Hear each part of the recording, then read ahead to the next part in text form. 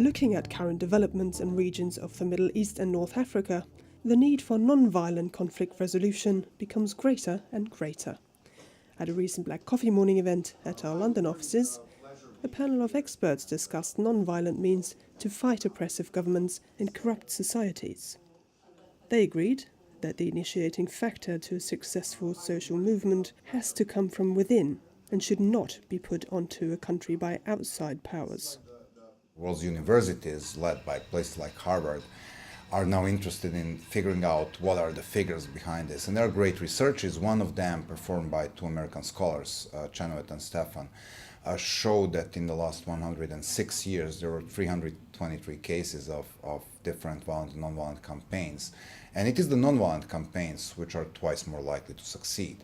So not only that the non-violent struggle is more ethical, it should be the strategic choice, because the chances to end up with your demands fulfilled are twice more likely to succeed. And this is the message to the activists, but it's also the message to the decision makers.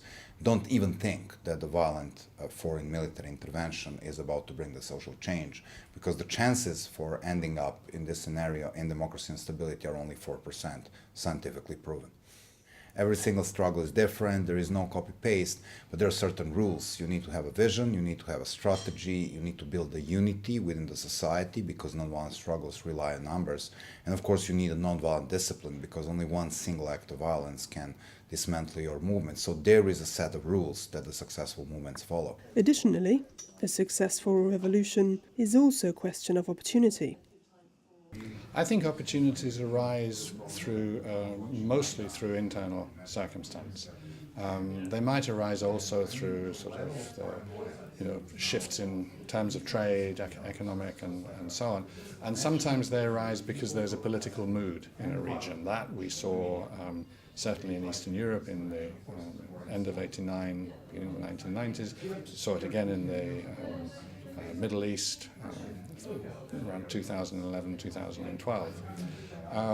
But I don't think that it is possible for the outsider to create the opportunity. I think that what is really needed is what people who wish to help in some way and support democratic change or social improvement in countries where people want that, is that you have to understand you have a secondary or a tertiary role. You can support, you can provide assistance. You should not be trying to lead the way, set the terms, create the opportunities and the openings. It's those folk there who will see those possibilities or not. There are a few reasons why people in Belarus do not really have an appetite for revolution.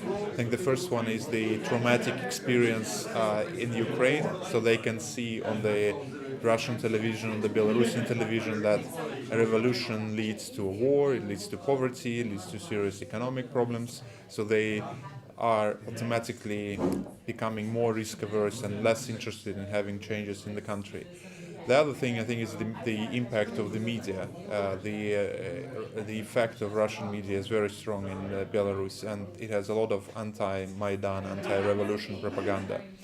Finally, the Belarusian society is not very united, and by that I mean the national identity is not particularly strong in Belarus. So there is a lot of divisions on the issue of the language, on the issue of what is the best model, and so on. So people would rather wait until the things will start changing themselves rather than have a radical change. And those who remember that Russia is our biggest neighbor, it may become very nervous if things start moving in the direction which they don't like. So this is why both the leadership of Belarus, the government of Belarus, and also the political opposition and most of the people think that it's not the right time now for any radical changes.